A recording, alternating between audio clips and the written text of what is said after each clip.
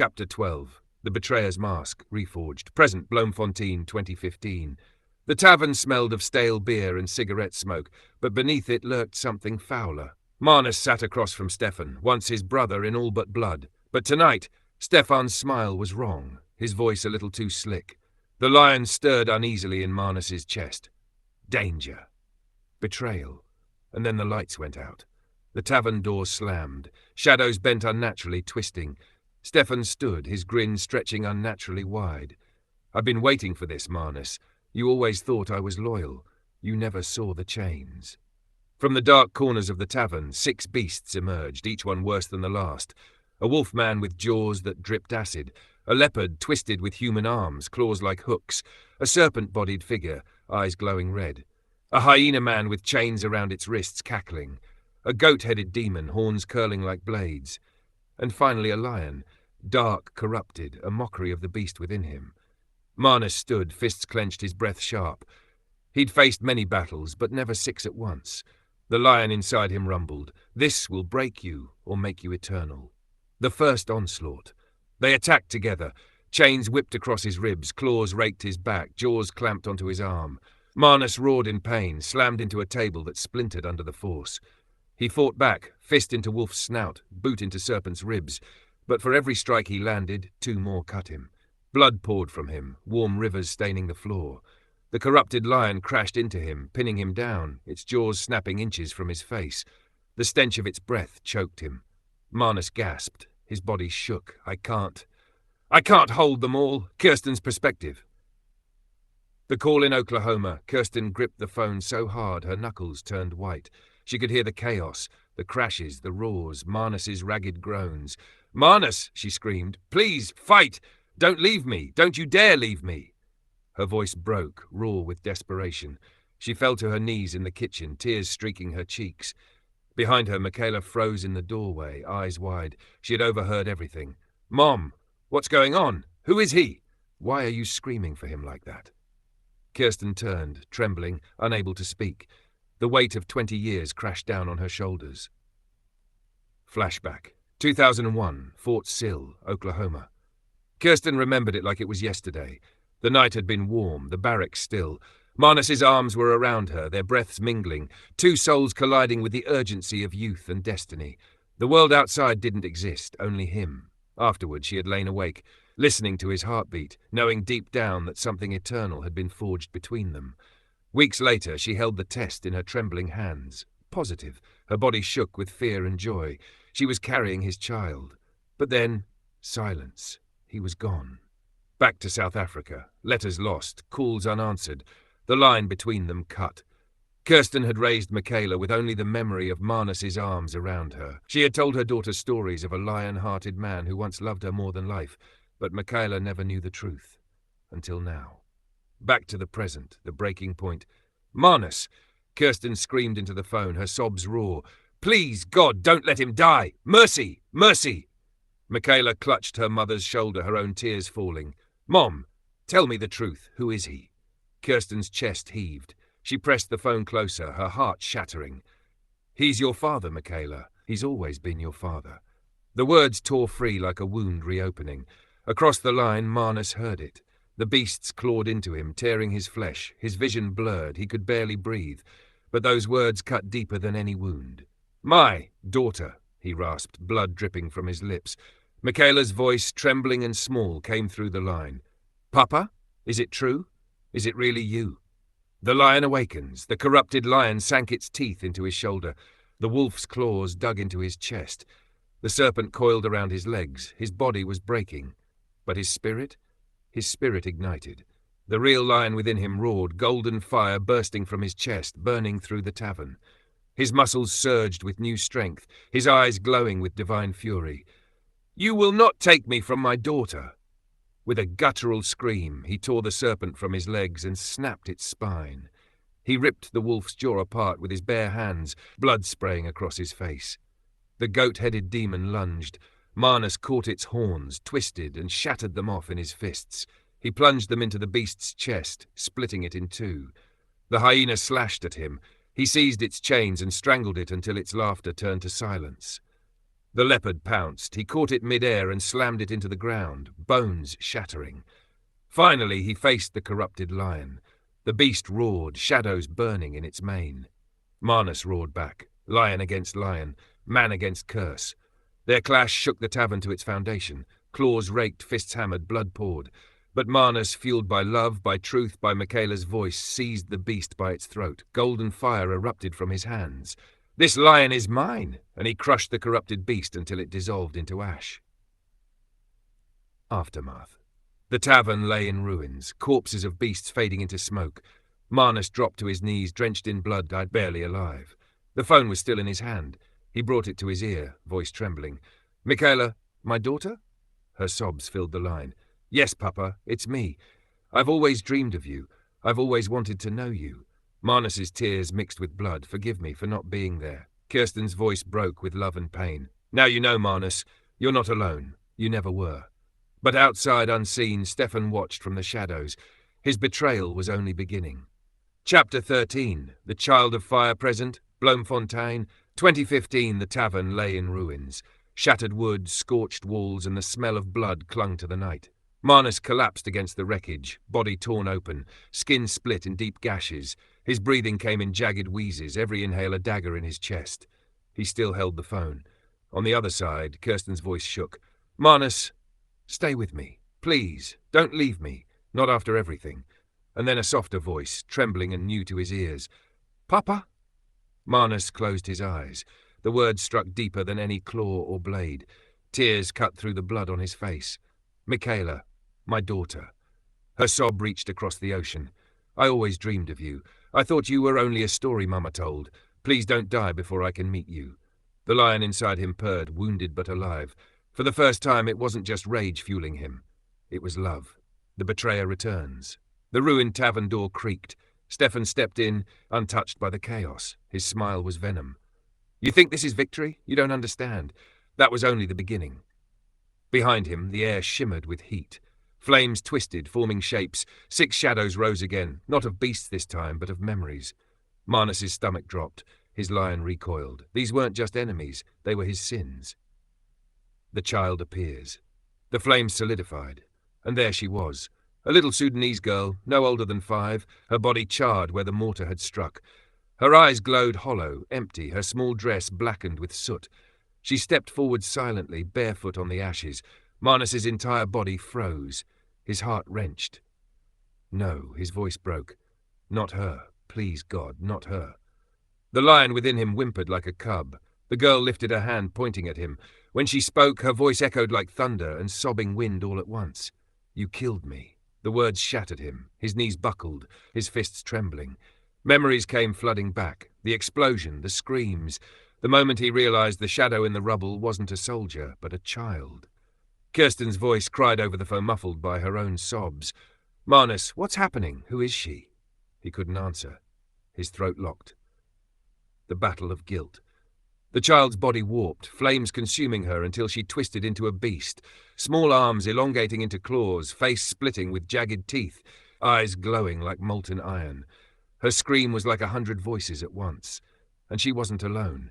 Flames birthed other shapes. A woman with Carol's face, holding baby Madri, both consumed by fire. Sarita, wailing with baby Tabitha in her arms, twisting into a fiery banshee. A younger version of himself, holding a bottle of liquor, eyes hollow and dead. Each one stepped closer, each one accusing. Stefan laughed in the background. "Fight them, Marnus, or let them tear you apart. Either way, your soul belongs to me." Breaking point. The child leapt first, clawing into Marnus's chest. Her tiny hands dug like knives, and her scream pierced him deeper than pain. "You killed me." He dropped to his knees, sobbing openly now. He didn't even fight back. I know I did. And I would trade my life 1,000 times to bring you back." The banshee forms circled him, their voices overlapping, condemning him, reminding him of every failure, every bottle, every broken vow. Marnus collapsed, face in the ashes. "I'm not worthy. I'm not worthy to be her father, to be anyone's father." The beasts closed in. Kirsten's cry on the phone, Kirsten screamed.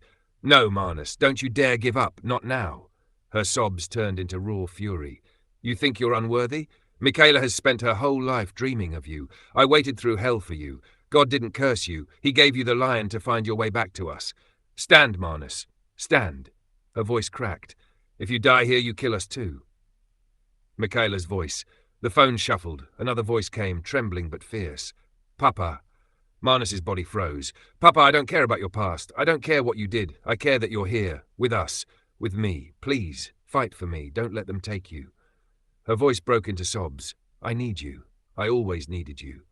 The lion stirred. Something ignited inside him, a warmth he hadn't felt in years. The lion's roar. Marnus lifted his head, bloodied, broken. His eyes burned gold. He looked at the child beast, at the faces of his sins, and his voice shook the tavern. I will never erase what I've done, but I will not let it own me anymore. He roared, the sound shaking the earth. Fire burst from his body, golden flames consuming the false beasts. The child screamed, her monstrous form melting back into the little girl. For a moment she looked whole again. Soft eyes, gentle smile. Thank you, she whispered. Then she vanished, leaving only ash. Aftermath. Marnus collapsed, tears pouring freely, chest heaving. The phone lay against his ear, and for the first time in decades, he let himself weep like a child. Kirsten whispered, her own voice shaking.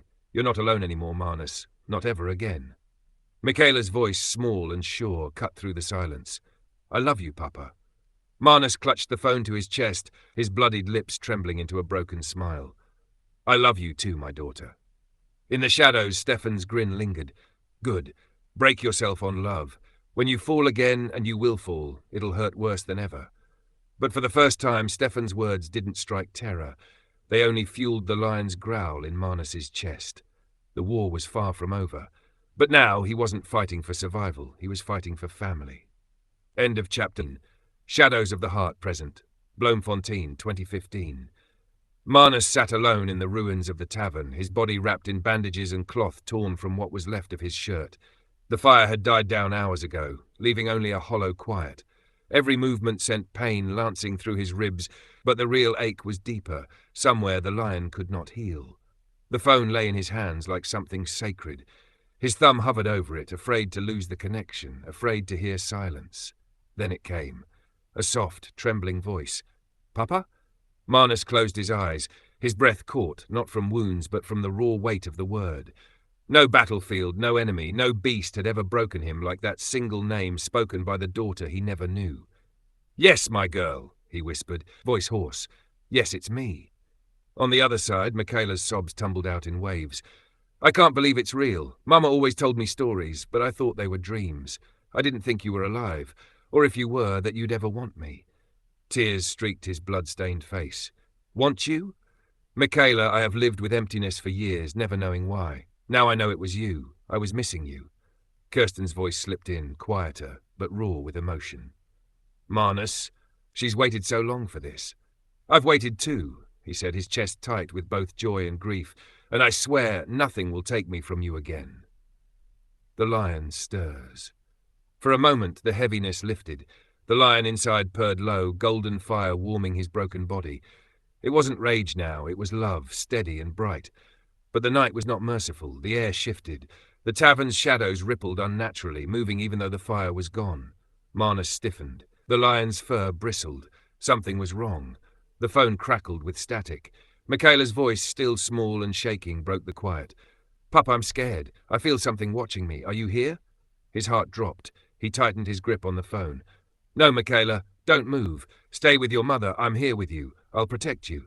But then another Michaela's voice echoed inside the tavern itself. Papa, I'm here.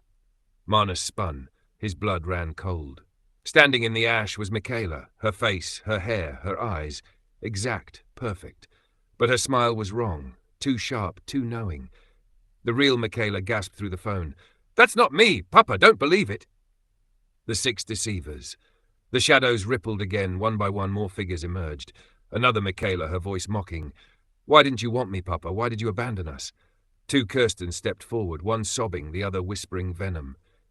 2 more Marnuses appeared, twisted reflections of himself, one drunk and staggering, the other blood-soaked and wild-eyed, a murderer's sneer carved on his lips. 6 figures in total, 6 lies given flesh. Stefan's voice oozed from the shadows, smooth and cruel. What better beast to break a man than the ones born from his own heart? Let's see if the lion knows truth from deception. The battle of voices. They closed in at once. The false Michaela screamed, "You left me to grow up without a father." Her claws struck across his chest, reopening half-healed wounds. The fake Kirsten hissed, "I waited and you abandoned me for others. You destroy everyone you touch." The drunken reflection staggered forward, smashing a bottle across Marnus's head. The murderer reflection roared, sinking its teeth into his arm. Blood poured.